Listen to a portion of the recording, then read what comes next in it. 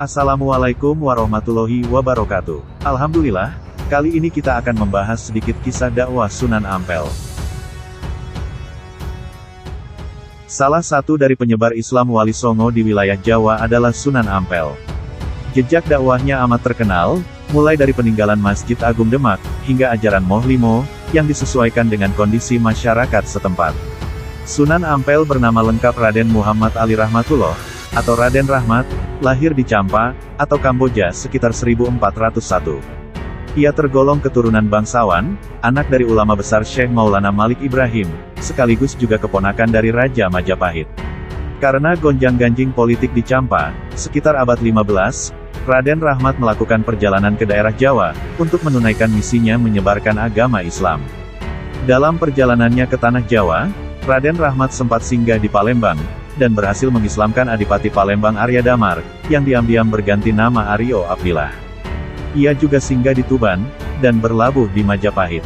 Karena hubungan baiknya dengan Raja Majapahit kala itu, Prabu Brawijaya, Raden Rahmat diberi sebidang tanah di Ampeldenta, Surabaya. Di sanalah basis pertama dakwah Raden Rahmat berdiri. Karena ia menyebarkan Islam di kawasan Ampeldenta, ia dikenal sebagai Sunan Ampel. Di kawasan Surabaya itu, dakwahnya dimulai dengan mendirikan pesantren Ampeldenta. Ia mendidik kader-kader penyebar Islam.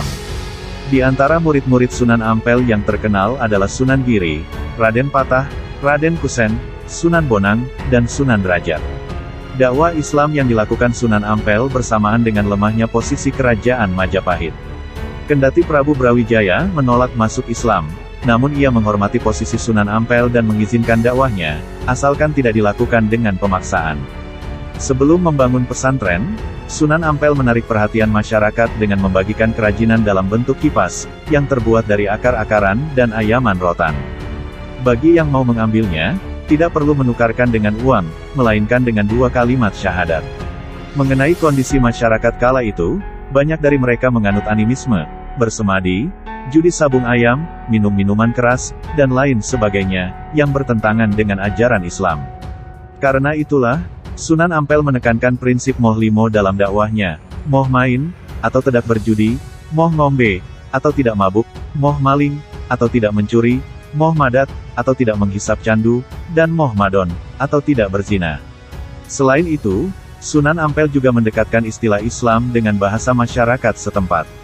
Kata salat diganti dengan sembahyang, asalnya dari sembah dan nyang. Tempat ibadah juga tidak dinamai musola, melainkan langgar, mirip dengan kata sanggar. Kemudian, orang penuntut ilmu diberikan nama santri, yang berasal dari sastri, yaitu orang yang tahu kitab suci Hindu. Sunan Ampel juga menjalin jaringan dakwah dan kekerabatan, melalui perkawinan putra-putri penyebar Islam dengan penguasa Majapahit. Sebagai misal, Retna Panjawati, putri Arya Lembu Sura, yang beragama Islam menikah dengan Prabu Brawijaya. Masmur Tosimah, putri Sunan Ampel dinikahkan dengan Raden Patah Adipati Demak, dan lain sebagainya. Di Demak yang merupakan wilayah dakwah Sunan Ampel, bersama dengan Raden Patah dan penguasa wilayah setempat, ia mendirikan Masjid Agung Demak. Nama Sunan Ampel diabadikan menjadi nama salah satu dari 4 tiang masjid tersebut. Dari sisi keluarganya, Sunan Ampel memiliki 2 istri, yaitu Nyai Ageng Manila atau Ni Gede Manila, Putri Tumenggung Wilatika, dan Mas Karimah, Putri Ki Wiro Suryo. Dari 2 istrinya itu, Sunan Ampel memiliki 7 anak, termasuk Maulana Makdum Ibrahim atau disebut Sunan Bonang, dan Syarifuddin atau Sunan Derajat. Sunan Ampel diperkirakan meninggal pada 1481 di Demak. Ia dimakamkan di sebelah barat Masjid Ampel, Surabaya. Itulah kisah singkat dari Sunan Ampel, kurang lebihnya mohon maaf bila ada kekurangan dalam penjelasan dan informasi yang telah kami sampaikan. Wassalamualaikum warahmatullahi wabarakatuh.